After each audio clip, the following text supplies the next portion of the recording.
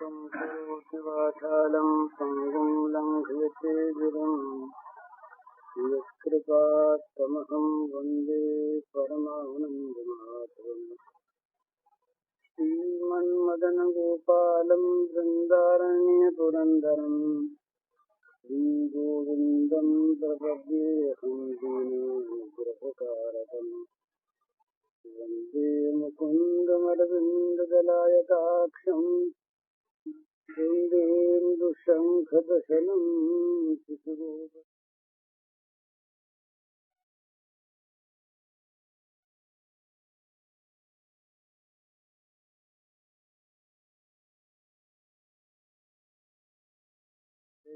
पदकञ्जमञ्जुलौ कोमलावजमहेशवन्दितौ जानकीकरसरोजलालितौ चिन्तकस्य मनोरञ्जनौ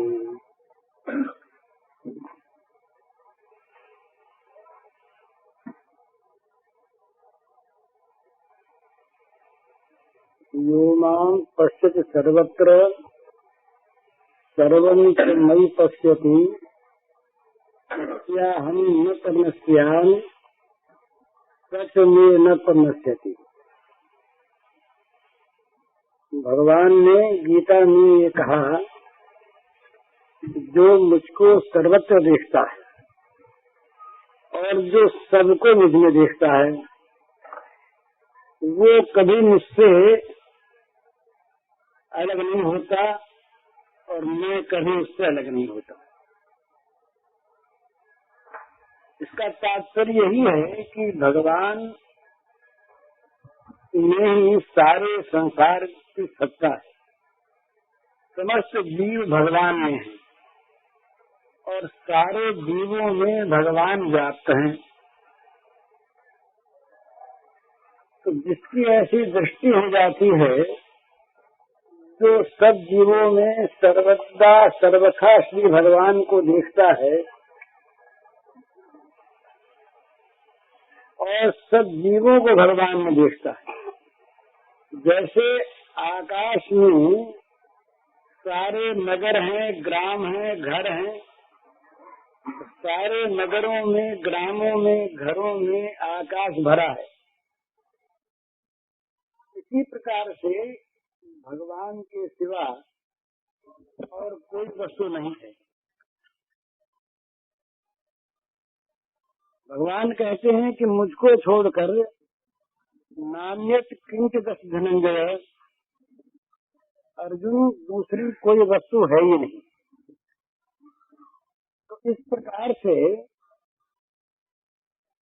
जिसकी बुद्धि में और जिसके मन में, जिसके निश्चय में ये बात आ जाती है कि सर्वत्र सर्वदा भगवान हैं, उसके व्यवहार में स्वाभाविक परिवर्तन हो जाता है। जो व्यवहार अपने किसी क्षुद्र स्वार्थ को लेकर होता है, वो व्यवहार फिर भगवत पूजा के लिए होता है। भगवत प्रीति के लिए होने वाले कार्य में और स्वार्थ के लिए होने वाले कार्य में बड़ा अंतर है। जहाँ हमारे शरीर का कोई सुख अपेक्षित है, जहाँ इंद्रियों के भोग की किसी वस्तु की आवश्यकता है और उसकी पूर्ति के लिए हम काम करते हैं, वहाँ हमारे काम का स्वरूप दूसरा होगा। और जहाँ विशुद्ध भगवत प्रीति है, वहाँ दूसरा होगा। ये जितने भी विकार हैं, दोष हैं, काम क्रोध लोभ मोह मद मत्सर इत्यादि, ये सब के सब विषय प्रीति को लेकर के आते हैं। इन सब में प्रधान कारण है विषयानुराग। विषयों में, भोगों में जो चित्त की अनुरक्ति है, यही इन सब में कारण है। और यदि भोगों में से चित्त की अनुरक्ति निकल जाए और वो भगवान में हो जाए, सा परानुरक्ति ईश्वरे। सांडिल्य जी का सूत्र है, ईश्वर में जो परम अनुरक्ति है, परमानुराग है, उसी का नाम भक्ति है। तो परमानुराग का अर्थ यही है कि जहाँ जहाँ पर भोग सुख को लेकर चित्त की आसक्ति है, वहाँ वहाँ भोगासक्ति निकल कर चित्त में भगवान की आसक्ति आ जाती है। तो फिर जो कुछ भी कार्य होता है उसके बाद वो भगवदासक्ति को लेकर भगवत प्रीति के लिए होता है। ये दो भेद हैं कर्मों में, प्रेरणा के दो भेद हैं। एक कर्म होते हैं विषयासक्ति की प्रेरणा से, कामना वासना की प्रेरणा से, और एक कर्म होते हैं भगवत प्रीति की प्रेरणा से। तो जो कर्म भगवत प्रीति की प्रेरणा से होंगे वो स्वाभाविक भगवान के अनुकूल होंगे। जैसे हमारे घर में कोई अतिथि आ जाए और उन अतिथि का हमें सत्कार करना है, तो स्वाभाविक हम इस बात को जानेंगे, जानना चाहेंगे कि भाई किस कर्म से, किस चीज से ये प्रसन्न होंगे, इनकी पसंदगी की क्या चीज है, ये हम स्वाभाविक देखेंगे। इसी प्रकार से जब भगवान की प्रसन्नता के लिए हमारे कार्य होंगे तो स्वाभाविक जो जो कार्य भगवान को प्रीतिकर होंगे वही करेंगे। तो ये जितने दोष हैं, काम है, क्रोध, लोभ, मोह, मद, मत्सर, भय, हिंसा इत्यादि, ये सब के सब भगवान के लिए अप्रीतिकर हैं। इनको भगवान पसंद नहीं करते। तो स्वाभाविक भगवत प्रीति के लिए कार्य होने पर तद विरोधी उदासीनता इस सूत्र है नारद जी का।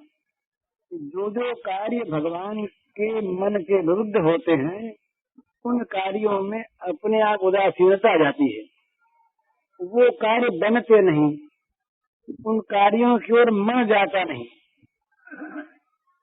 जो चीज भगवान को अच्छी नहीं लगती है वो चीज वो करता नहीं, क्योंकि उसका जीवन तो प्रधानतया भगवत प्रीति के लिए है। उसके कार्य सारे भगवत प्रीति के लिए होते। जैसे हमारे यहाँ के आदर्श के अनुसार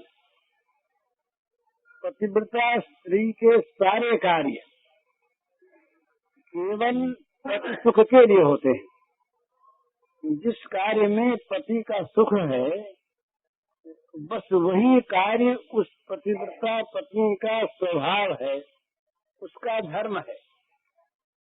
स्वाभाविक मैंने दो तरह के धर्म होते हैं। एक तो होता है धर्म किसी हेतु को लेकर, एक होता है स्वाभाविक।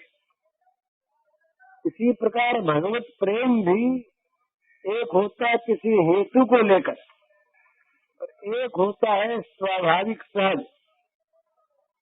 अनन्य ममता विष्णु ममता प्रेम संगीतम, ये नारद पंचरात्र में कहा गया कि अनन्य ममता भगवान में हो। अनन्य ममता का अर्थ क्या है कि बस भगवान ही मेरे, भगवान के सिवा मेरा शरीर भी मेरा नहीं, मेरी कोई वस्तु नहीं, एक भगवान ही मेरे। और ये भगवान ही मेरे, ये किसी प्रकार के दूसरे पदार्थ की इच्छा को लेकर नहीं, किसी और चीज में अनुराग हो और भगवान के साथ मेरापन बना रहे, ये संभव नहीं होता। तो कहते हैं कि भगवान में ही मेरापन हो और वो मेरापन भी हो केवल प्रेम को लेकर। ममता प्रेम संगीतम, ममता तो हो भगवान में, पर ममता हो एकमात्र प्रेम को लेकर कि भाई भगवान ही मेरे हैं, मेरा सब काम वो कर देंगे। यहाँ भी भगवान में एक ममता का संबंध बताता है आदमी, पर मेरे काम वो सब कर देंगे।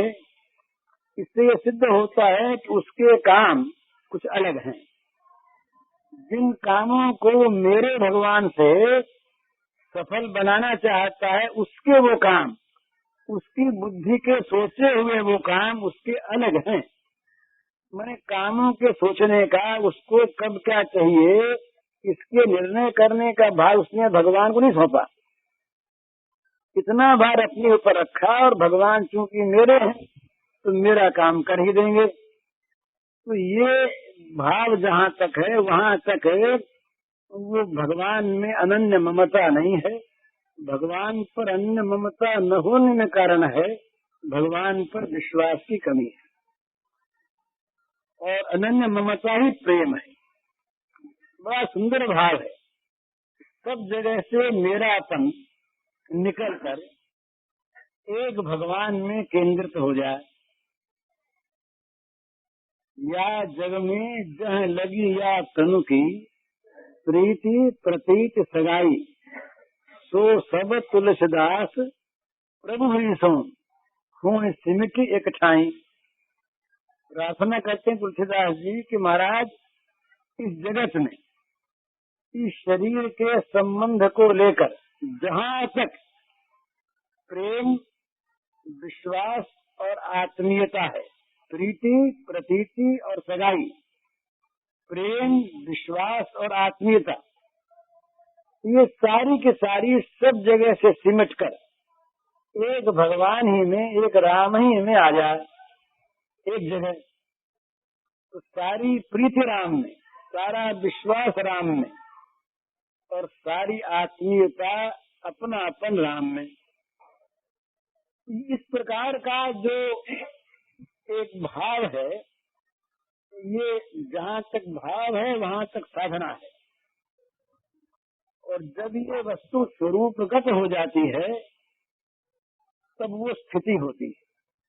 तो पहले पहले ऐसा भाव करना पड़ता है साधक को, इस मार्ग के जो साधक हैं उनको, कि मेरा कुछ नहीं, भगवान ही मेरे, भगवान ही मेरे, तो मैं कुछ नहीं, मैं भगवान का सेवक, मैं सेवक सचराचर रूप स्वामी भगवान। सारे जगत में सचराचर जो कुछ भी है ये सारा भगवान का रूप है, और मैं उनका सेवक हूँ। एक मैं सेवक और सब का सब भगवान का स्वरूप। ये राम मैं सब जग जानी, करो प्रणाम जोर जुग पानी।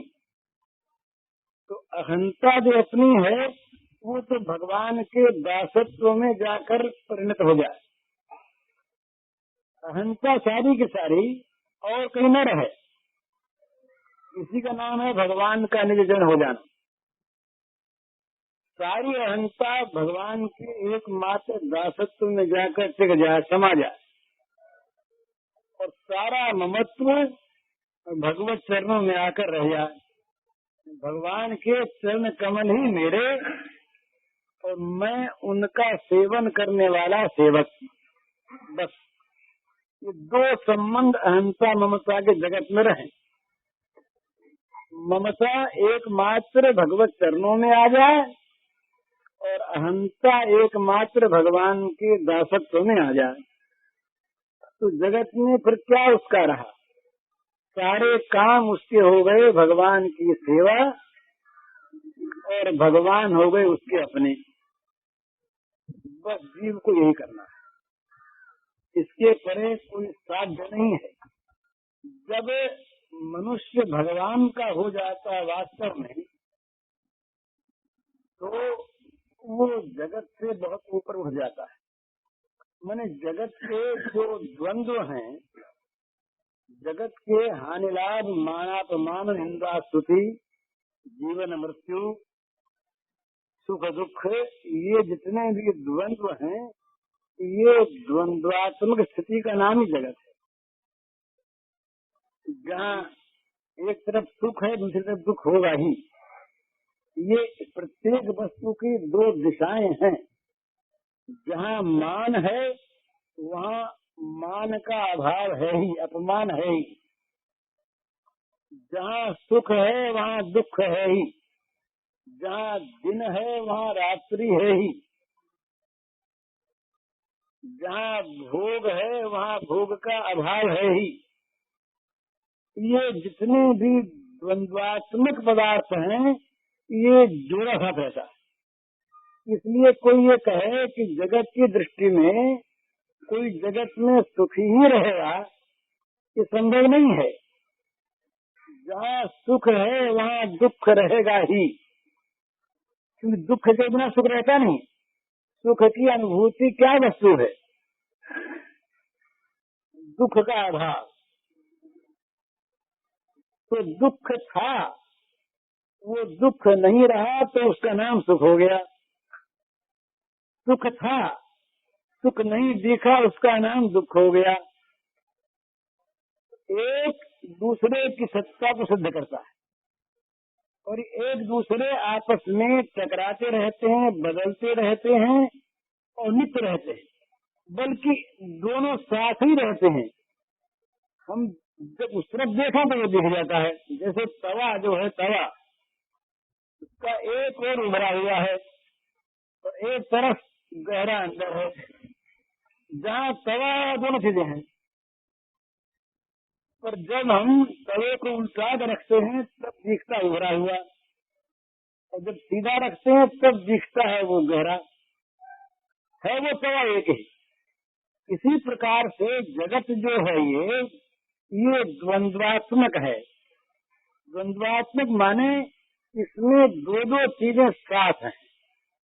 सुख है वहाँ दुख है, लाभ है वहाँ हानि है, जय है वहाँ पराजय है, दिन है वहाँ रात्रि है, प्रकाश है वहाँ अंधकार है। तो इन सब में इन दोनों को सत्ता देने वाला, इन दोनों को प्रकाशित करने वाला, इन दोनों में ही सदा रहने वाला जो एक नित्य सत्य पदार्थ है वो है परमात्मा। उसी परमात्मा पर ये जगत टिका हुआ है, उसी परमात्मा में ये जगत है, वही परमात्मा इस जगत में भरा हुआ है। उस परमात्मा की तरफ जब दृष्टि हो जाती है मनुष्य की, तब वो दृष्टि हो जाने की भर की देर है। जैसे किसी चित्र में कोई छिपा हुआ व्यक्ति हो, जब तो नहीं दिखा तब तो नहीं दिखा, ढूंढते रहे, जब एक बार दिख गया बस फिर दिख गया। तो ये भी दशा यहाँ पर है कि भगवान जो हैं, भगवान तो हैं पर भगवान छिपे हुए हैं। छिपे भी हैं तभी तक जब तक हमारी आंखें नहीं देख पाती, छिपे भी नहीं है। जहाँ एक बार देख लिया और फिर दिखने लगे प्रत्यक्ष, फिर चाहे जब देख लो। इसी प्रकार से ये भगवान को हम जगत में जहाँ देख लेते हैं वहाँ ये हमारी बुद्धि हो जाती है कि हम जो कुछ भी देखते हैं वो भगवान को ही देखते हैं। तो जब ये बुद्धि हो जाती है और जब शरीर रहता है, अहंता रहती है, तब किसी क्रिया की आवश्यकता होती है और उस क्रिया में संबंध की आवश्यकता होती है। तो वहाँ संबंध होता है ये कि भगवान हमारे स्वामी, हम उनके सेवक, ये संबंध एकमात्र। और चूंकि भगवान ही कुछ है नहीं, इसलिए भगवान ही हमारे, तो सारी ममता भगवान में आके टिक जाती है, तो सारी अहंता भगवान के दासत्व में आ जाती है। ये जो भगवान के साथ ममता का और सेवा का संबंध है, यही वास्तविक साधना है। जिस साधना में बस भगवान रह जाते हैं और भगवान की सेवा रह जाती है, तो वो सेवा कैसी होती है फिर? ये मनुष्य का जीवन जो है ना, ये जीवन सेवामय है और सेवामय होना चाहिए। सेवामय है और सेवामय होना चाहिए जीवन। तो सेवा है और सेवामय का अर्थ क्या है कि जो कुछ भी जीवन में कार्य हो जितनी भी हमारे द्वारा मन से, इंद्रियों से, वाणी से क्रिया हो, वो सारी क्रिया सेवा रूप ही हो। सेवा रूप माने जो हम जिनकी सेवा करना चाहते हैं, इनको जो प्रीति करो, इनको जो अच्छी लगे, इनको जो पसंद हो, जो इनको रुचे, जिससे इनके मन में ये हो कि ये हमारा काम करता है। इसी को गीता में भगवान ने जहाँ अनन्य भक्ति का रूप बताया, वहाँ ये बताया कि वो भक्त अपना काम कुछ देखता ही नहीं, कहते नहीं, वो केवल मेरा काम करता है। मत कर्म कृत, मत कर्म, मत भक्त, संग वर्जित, निर्वैर सर्वभूतेषु यह स मामेति पांडव। वो क्या करता है, क्या स्थिति उसकी है कि वो मेरा ही काम करता है। मत कर्म कृत, इंद्रियों के द्वारा, मन के द्वारा, बुद्धि के द्वारा जो कुछ भी करता है, भगवान कहते हैं कि मेरा काम करता है। तो मेरा काम करता है ये तो ठीक, पर मेरा काम करता है किस ताकत से, उसका आधार क्या है? मेरा काम जो करता है उसमें उसकी परायणता किस वस्तु में है? मेरा काम जो करता है वो मेरा काम किसके सहारे करता है, उसका आधार क्या है? तो कहते हैं मत परमा, वो परायण भी मेरे ही है। तो भाई मेरा काम करता है और मेरी शक्ति से करता है ये ठीक, पर वो किसी दूसरे में उसके मन का प्रेम होगा, हो सकता है। काम तो करता है मेरा, पर मेरा काम इसलिए करता है कि मैं उसके काम की सिद्धि कर दूं, तो जहाँ उसका प्रेम है वो काम तो सफल हो जाए। तो नहीं, ऐसी बात नहीं। मत भक्ता है, वो मेरा ही तो काम करता है और मेरी ही ताकत से करता है और मेरा ही भक्त है। और फिर कैसा है, उसमें दो बात है। जगत में कहीं भी उसका मन अटका नहीं रह गया है। ये एक सिद्धांत की बात है। हमारा मन कहीं अटका होगा कहीं पर, तो हम काम ठीक नहीं कर सकते। एक आदमी चिट्ठी लिखता है, मामूली बात है, चिट्ठी लिखने में अगर उसका मन और कहीं अटक गया, चला गया, तो भूल हो जाएगी, सफलता आ जाएगी। घर की मालिक रसोई बना रही है और बनाते बनाते उसका मन कहीं चला गया, अटक गया मन, भूल हो जाए रसोई बनाने में।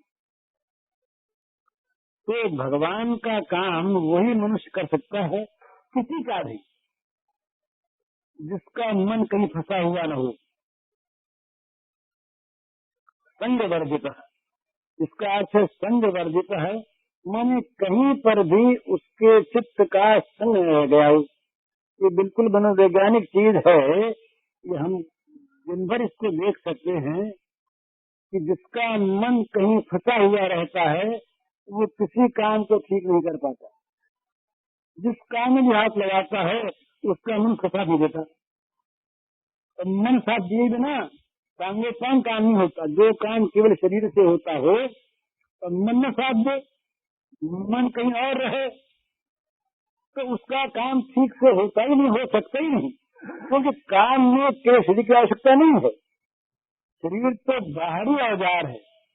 काम की सफलता में मन की आवश्यकता है। बोले मन लगा के काम करना, नहीं तो भूल जाओगे, एब्सेंट माइंडेड रहोगे। कहाँ मन चला गया, कुछ भी हो गया, मन तुम्हारा वहाँ हाजिर नहीं था, तुम काम कर रहे थे। तो अभ्यास बस, बिना मन के जो काम होता है वो काम कभी हो भी जाता है पर सांगोपांग नहीं होता।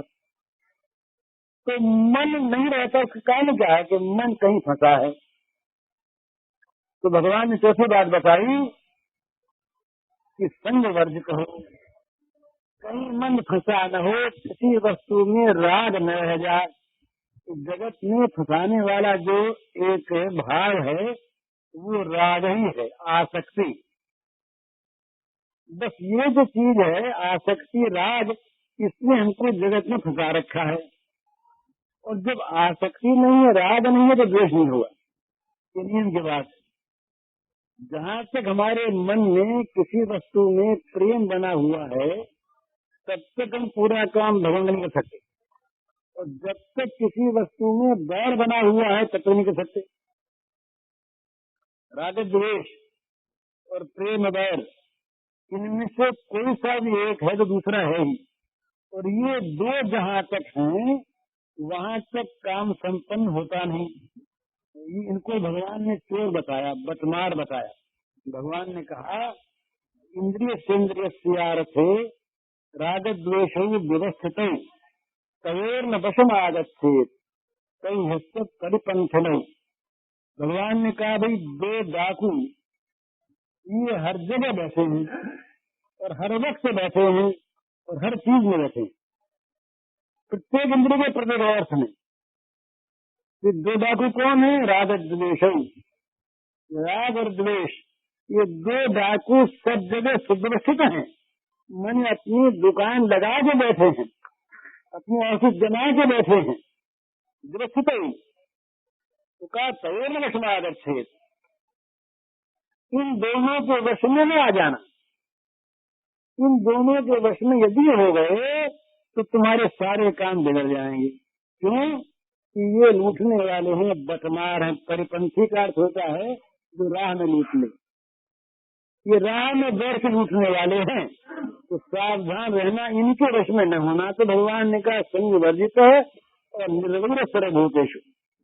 किसी प्राणी के प्रति भी उसके मन में बैर नहीं रहता, कहीं भी किसी वस्तु में उसका मन फंसा नहीं रहता। वो केवल मेरा ही भक्त होता है, मेरे ही परायण होता है और मेरा ही काम करता है। इस प्रकार जो करता है वो अनन्य भक्त है। भगवान ने लक्षण बताए ये अनन्य भक्ति के 5 बातें कही। मेरा काम करने वाला, मेरे परायण, मेरा भक्त, आसक्ति रहित और किसी प्राणी में भी बैर न रखने वाला, वो मेरा अनन्य भक्त है। उसके द्वारा मेरी भक्ति संपन्न होती है। तो जो मत कर्म कृत है, मेरा कर्म करे, ये जब भगवान हमारे हो जाएंगे, एकमात्र भगवान हमारे, और जब हम भगवान के एकमात्र सेवक हो जाएंगे, तो हमारे जीवन में फिर कर्म अपना थोड़ी रहेगा। वो तो हमारे जीवन का प्रत्येक कर्म ये भगवान के लिए नहीं और करके भगवान के अर्पण नहीं, वो दर्जे दूसरे हैं। भैया हम कर्म करें, हम कमाएं किसी चीज को और किसी को दे दें, ये तो अर्पण होता है। और एक हम जो कुछ भी कर्म करें तो कर्म तो हम करें और अपना कर्म करें, पर करें उनके लिए। सोचे हम, समझे हम, विचारें हम, तो उनके लिए करें। जैसे एक तो आदमी धन कमावे अपनी इच्छा से और कमा के किसी संस्था को दान कर दे, ये तो अर्पण हुआ। और एक अपनी बुद्धि से आप कमावे और कमावे उस संस्था के लिए, ये तदर्थन हुआ। और एक वो स्वयं अपनी बुद्धि से तो सोचे ही नहीं, जो कर्म उसको उचित लगे वही करे, अच्छा लगे वही करे, अपने न सोचे न अर्पण करे और न उसके लिए करे, उसका ही करे। सोचे वही, करावे वही, रुचि उसकी, विचार उसका, फल उसका। तो केवल फल का अर्पण नहीं है इसमें, इसमें अपने कर्तृत्व का भी, कर्तृत्व को भी उनके अधीन कर देना है। सेवक जो है ना, सेवक का जो कर्तृत्व होता है, कर्तापन, ये मालिक के अधीन होता है। सेवक अपने मन से नहीं करता। सेवक का धर्म यही है कि जो हमेशा स्वामी की ओर देखता रहे, अपने लिए कुछ चाहे नहीं और अपने लिए किसी कर्म की बात सोचे नहीं, बस स्वामी के हित के लिए, स्वामी के रुचि के अनुसार आदेश की भी जहाँ प्रतीक्षा होती है वहाँ भी सेवकत्व में कमी है। माने 3 प्रकार से कर्म होते हैं सेवक के, रुचि से, संकेत से और आदेश से। आदेश के बाद भी जो सेवा न करे वो तो सेवक ही नहीं है। मालिक कह दे अमुक काम करो, प्रभु कह दे अमुक काम करो, तब भी हम आनाकानी करें, तब तुम सेवक है ही नहीं। लेकिन हम मालिक के हुक्म की भी बात देखते रहें, तो हुक्म देंगे तो करेंगे, तो तीसरे दर्जे के सेवक है। इशारा पाके करें तो दूसरे दर्जे के, और मन देख के करें ये पहले दर्जे के हैं। तो रुचि, संकेत और आदेश मन देखकर, इशारा पाकर और हुक्म पाकर, तो जो स्वामी भक्त सेवक होता है वो रुचि समझ जाता है किस समय क्या रुचि इनकी होती है, कब क्या इनको चाहिए, तो वो हमेशा रुचि रखता है। तो वहाँ एक विलक्षणता और है, भगवान में और विलक्षणता है, यह और कहीं इतनी नहीं है। जो सेवक भगवान की रुचि रखता है, भगवान उसकी रुचि रखता है। राम सदा सेवक रुचि राखी, कहते राम सदा सेवक रुचि राखी। राम का स्वभाव यह है कि अपनी रुचि को छोड़ देते हैं, अपने आप को भूल जाते हैं। सेवक की रुचि के लिए, सेवक को सुख पहुंचाने के लिए राम काम करने लगते हैं। ये राम की महत्ता है, ये राम का स्वभाव है। तो राम का स्वभाव ऐसा है कि ये कोई जान ले तब तो वो राम ही का हो रहे। उमा राम स्वभाव जिन जाना, नहीं भजन तभी भाव आना। तुलसी राम स्वभाव सीध लखी, जौन भगत उराई, तो तुम जनन जाय जननी जड़, तन तरुणता गमाई। कहते हैं कि राम के शील स्वभाव को जानकर भी अगर तुम्हारे मन में राम की भक्ति नहीं आई तो माता ने तुमको व्यर्थ ही जन्म दे करके अपने शरीर और यौवन को नष्ट किया।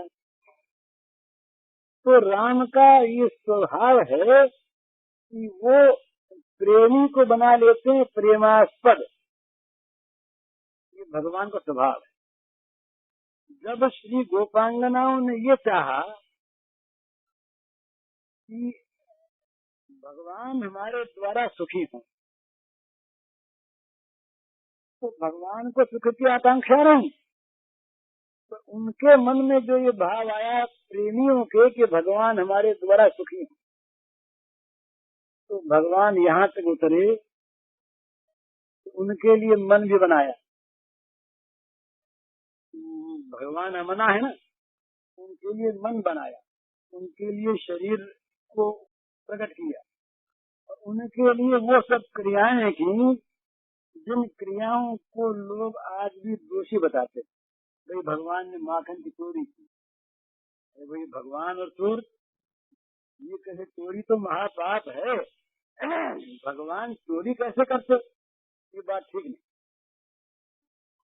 तो वहाँ कुछ बेसमझी की बात भी है। चोरी तो होती है दूसरे की चीज की, और चोरी होती है छिपकर, और चोरी होती है अपने लाभ के लिए। यह तीनों चीज नहीं है। भगवान की सारी चीज है, जिसका जो कुछ भी है उसके मालिक भगवान है। और भगवान जहाँ पर है वहाँ पूरा प्रकाश है, छिपावट हो ही नहीं सकती। और भगवान उस चीज को क्यों बनाते हैं, उसकी प्रसन्नता के लिए करते हैं। तो चोरी है ही नहीं, ये तो पर भाव क्या इसमें है कि वो गोपिका चाहती हैं।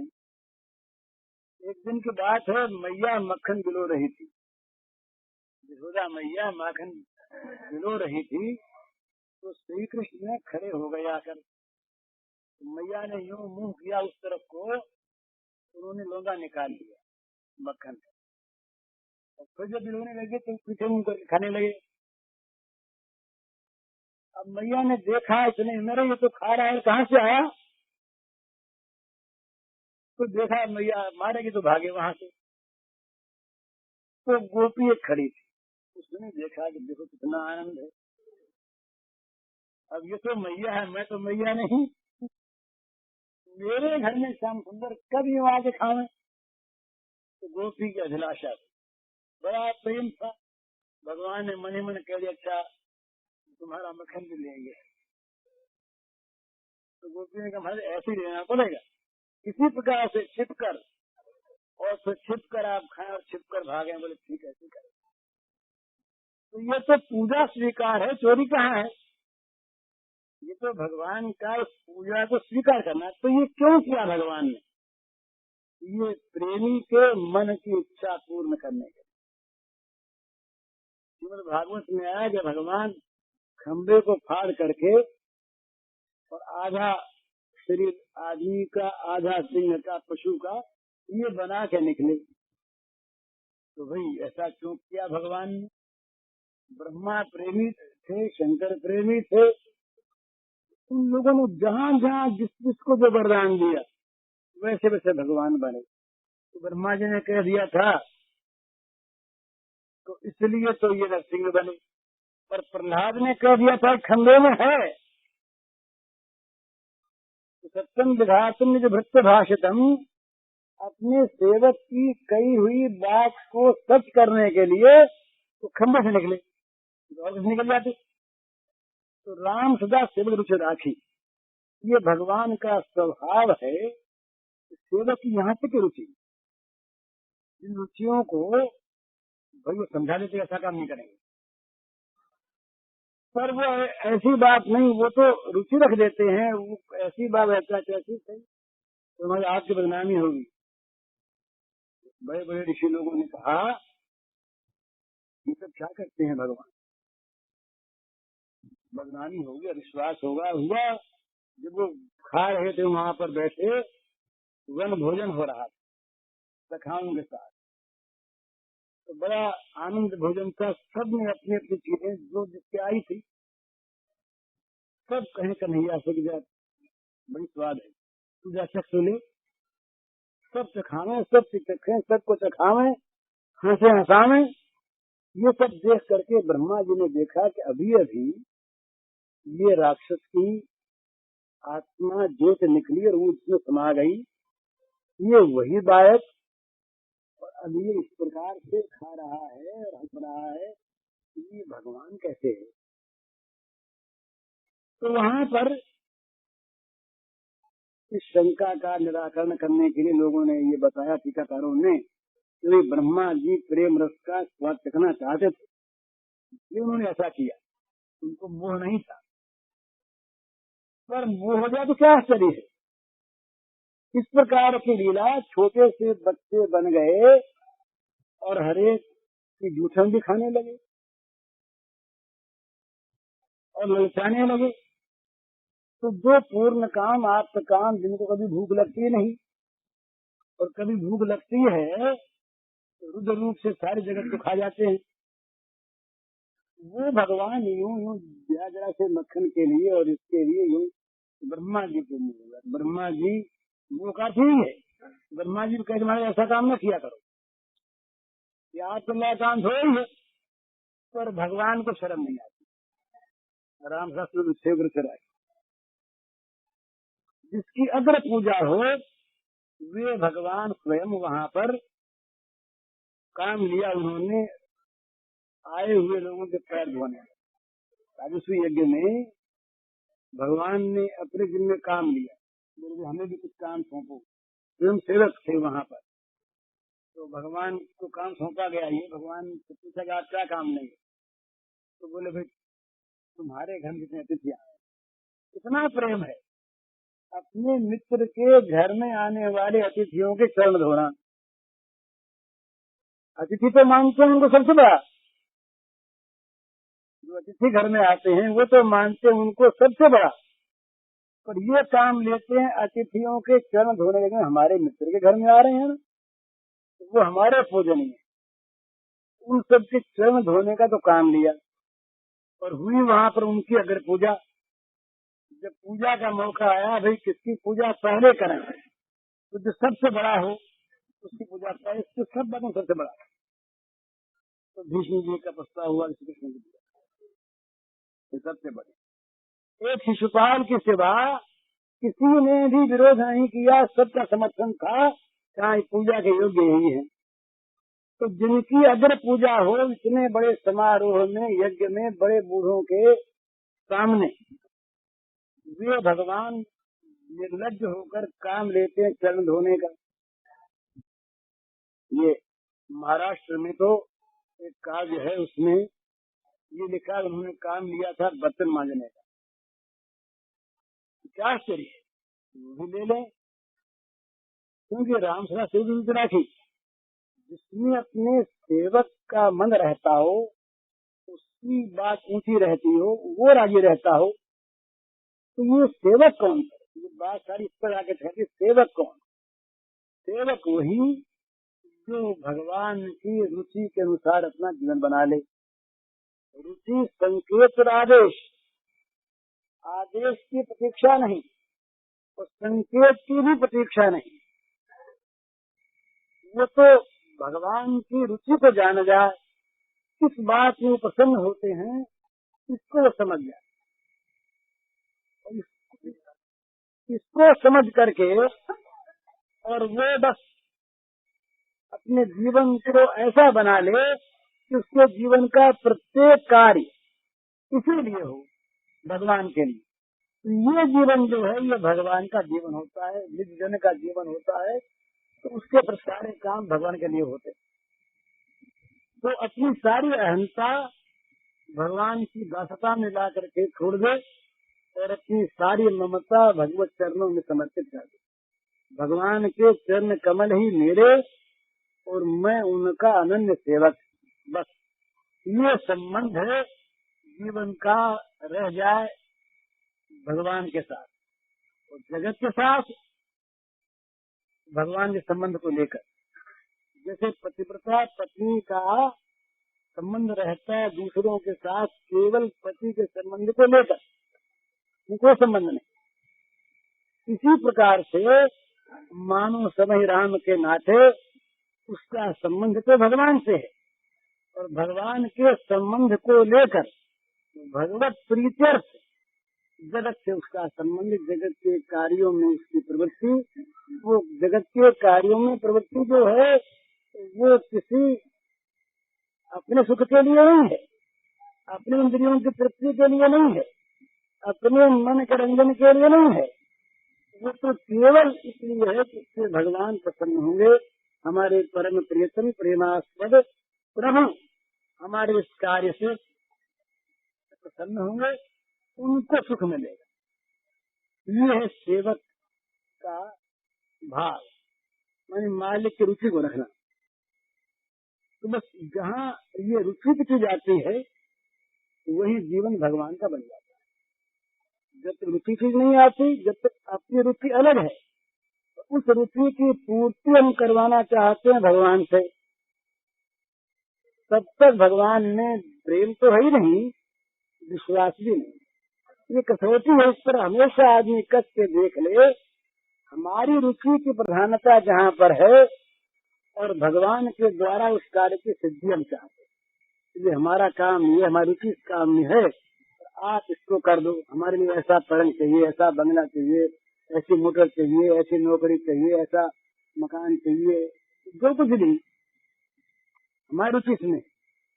अपनी रुचि जहाँ पर भगवान की रुचि से भिन्न है और उस रुचि की पूर्ति हम भगवान से चाहते हैं और कहते हैं भगवान तुम हमारे हो, तो हमारे इसीलिए कहते हैं कि तुम हमारा काम कर देते हो, यही वहाँ भेद आता है। इसीलिए जब कभी भगवान हमारा काम नहीं करते और हम अगर स्वभाव वाले हैं कि हमारा काम भगवान करेंगे, तो वहाँ भगवान पर क्षोभ होता है, या कहीं कहीं भगवान पर अविश्वास भी हो जाता है। इतने भगवान की सेवा हमने की और इतना भगवान को भजा, इतना हमारा विश्वास रहा भगवान पर, और हम रात दिन भगवान भगवान पुकारते रहे, तो भगवान ने इतना काम भी हमारा नहीं किया। इतने भगवान निष्ठुर हो गए, तो फिर मन कहता कहीं कहीं ये सब कहते हैं लोग भगवान हैं, पर भगवान है नहीं, क्या पता हो गया, हमारा काम नहीं करते, हमारा दुख नहीं देखते भगवान। हम यहाँ ये भूल जाते हैं कि भगवान देखते हैं अपनी आंख से। रोगी बच्चा या बेसमझ आदमी हम चीज खाना चाहता है, वो कुपथ्य है, उसके खाने से रोग बढ़ेगा। अब घर वाले प्रेमी से नहीं देते, पति नहीं देती, माँ नहीं देती, भाई नहीं देता, बहन नहीं देता, तो वो ये समझ ले कि ये सब हमारे बैरी हैं, कोई हमारा काम नहीं करते। लेकिन वो उसका हित चाहते हैं कि भाई ये देने से, कुपथ्य खाने से मर जाएगा। तो ये विश्वास नहीं है।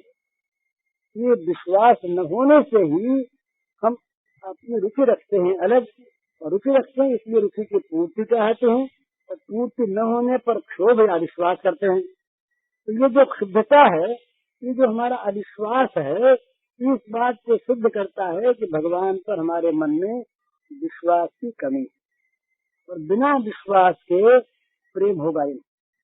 बिन विश्वास भगत नहीं, तो बिन द्रवहीन राम, राम कृपा बिनु सपने ही जीवित रह विश्राम। बिना विश्वास के भक्ति नहीं होगी, बिना भक्ति के राम का चित्त द्रवित नहीं होता दिखेगा, राम की कृपा नहीं देखेगी। तो बिना राम की कृपा के जीव कभी स्वप्न में भी विश्राम शांति नहीं पा सकेगा। तो सबसे पहली चीज है भगवान पर विश्वास करो। विश्वास करके सारे जगत में उनको भरा देखो, अपने को उनका सेवक मानो और अपना सारा जीवन उनकी सेवा में लगा दो। हरिओम। वह श्री भगवान में जब विश्वास सुदृढ़ हो जाता है, तब भगवान के प्रति जीवन समर्पित होता है। और जो समर्पित जीवन है भगवान के प्रति, जहाँ पूर्ण समर्पण है, पूर्ण आत्मनिवेदन है, वही आगे चलकर प्रेम के रूप में परिणत हो जाता है। और वही प्रेम जब क्रमशः प्रगाढ़ होता है, तब स्नेह, मान, प्रणय, राग, अनुराग, भाव, महाभाव इत्यादि का उदय होता है। तो ये जितनी भी भक्ति की रतियां हैं, शांत दास इत्यादि 5 प्रकार की, ये सब रतियां विभाव, अनुभाव, स्थायी भाव, व्यभिचारी भाव, सात्विक भाव, आलम्बन, उद्दीपन इत्यादि, ये सब इसी भक्ति के, इसी प्रेम के ही सारे के सारे लक्षण हैं। इस प्रेम में क्या होता है, जब पूर्ण समर्पण हो जाता है तो मन से सारी कामनाओं का सर्वथा नाश होकर एकमात्र रह जाती है भगवत प्रीति कामना। भगवान को जिसमें सुख हो, वो चरितामृत में कहा गया है, काम गंधहीन स्वाभाविक गोपी प्रेम, निर्मल उज्ज्वल शुद्ध जैन दग्ध है। मने गोपी प्रेम कैसा है कि जिसमें काम गंध की सर्वथा अभाव है, वो निर्मल है, उज्ज्वल है, शुद्ध है, ऐसा कि मानो सोना तपाया जाकर विशुद्ध हो गया। तो इस प्रकार जब भगवान में प्रेम प्रस्फुटित हो जाता है, तब वो इस प्रकार का सुंदर अमृत बन जाता है कि उसकी लालसा भगवान को भी होती है। और वैसी अवस्था में जब इस प्रकार पूर्ण समर्पण की अवस्था हो जाती है, तब वास्तविक गोपी प्रेम की स्थिति आरंभ होती है। और जब ये गोपी प्रेम तमाम भावों को प्राप्त होता हुआ और प्रेम का उज्जवल स्वरूप ग्रहण कर लेता है, बस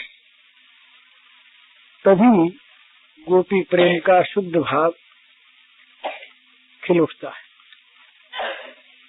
भगवान ने गोपी प्रेम की प्रशंसा करते हुए ये कहा और सच्ची बात कही, वहां पर इतनी अंतरंगता हो जाती है कि दूसरा भाव रहता ही नहीं। और जैसे भक्त भगवान के प्रति समर्पित चित्त होता है, इसी प्रकार से प्रेमास्पद भगवान स्वयं अपने को अर्पित कर देते हैं उन गोपियों के प्रति, उनके आश्रित हो जाते हैं, उनके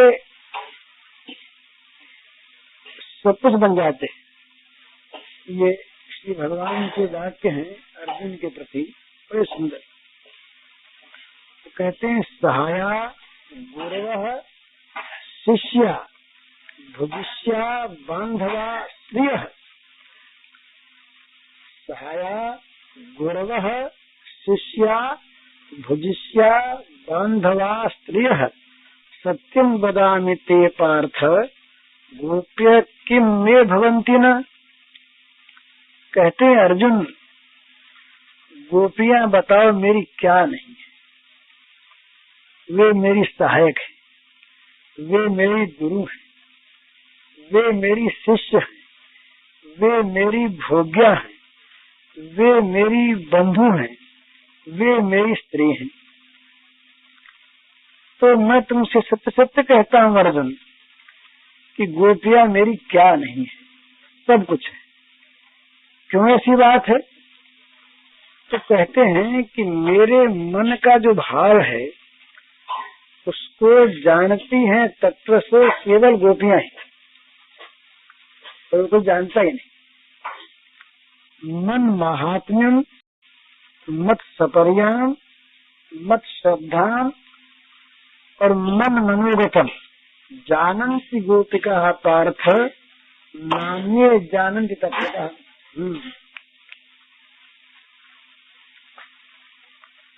तो कहते हैं कि हे अर्जुन, मेरे महात्म्य को, मेरी सेवा को, मेरी श्रद्धा को और मेरी मनोगत सारी भावना को तत्व से केवल गोपियां जानती हैं और कोई जानता ही नहीं।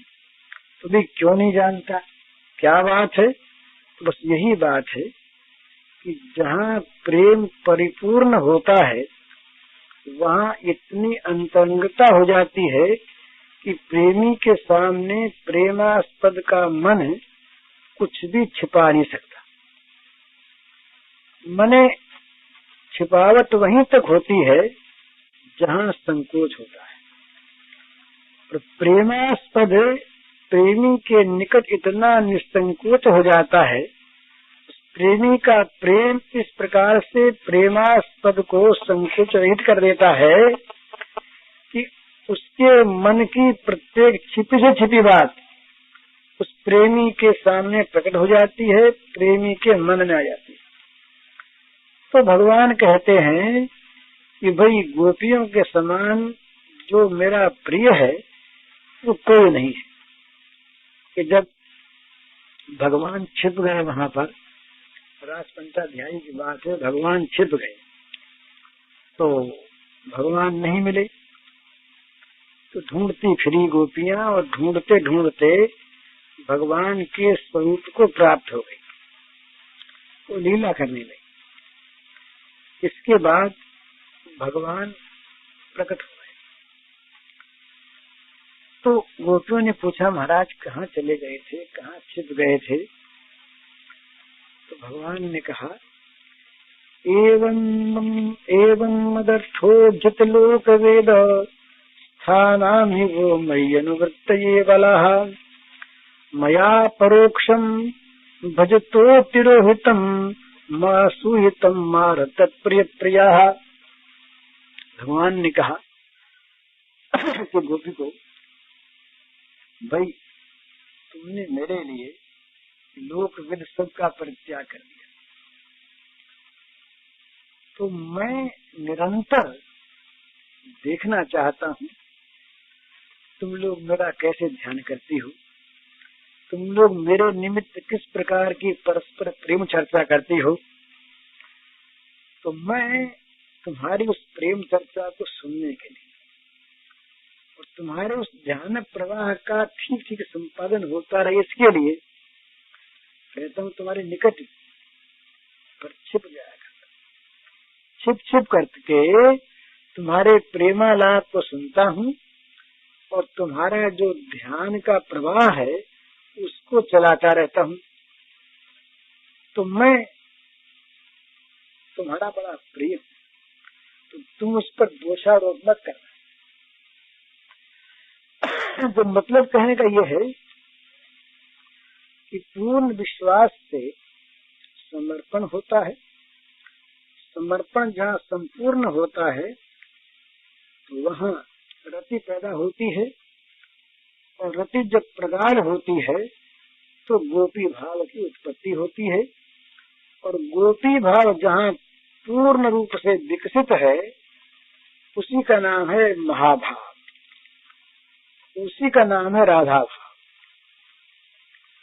तो ये राधा भाव जो है ये और कहीं नहीं है, ये तो केवल इन ब्रज की गोपिकाओं के यूथ में ही है। भगवान की जो पट्ट महिषियां हैं, पटरानियां द्वारिका की, उनमें ये भाव नहीं है।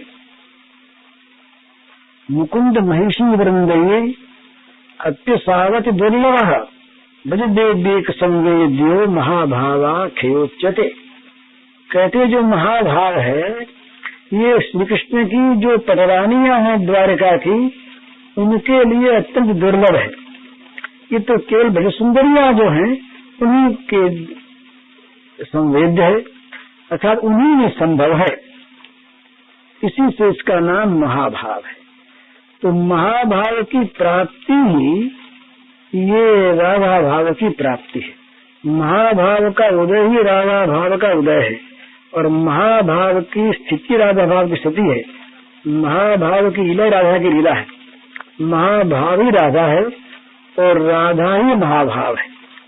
ये जो महाभाव है ये जगत में सर्वोत्तम वस्तु है, इससे ऊंची कोई चीज साधना के साध्य के राज्य में नहीं है। तो ये महाभाव जो है ये अत्यंत श्रेष्ठ है, और ये प्रेमियों के स्वरूप की संपत्ति है। और ये महाभाव बस एक ही जगह पर संसार में अब तक प्रकट हुआ है, केवल श्री राधा महाभाव राधा ऊपर से प्रकट हुई है।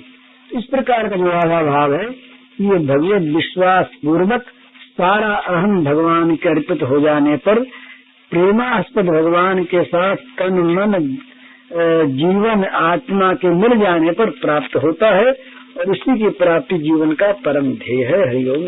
पूज्य श्री भाई जी के इस प्रवचन का शीर्षक है भगवान को प्रसन्न करने के उपाय, और इसका कैसेट संख्या है 69।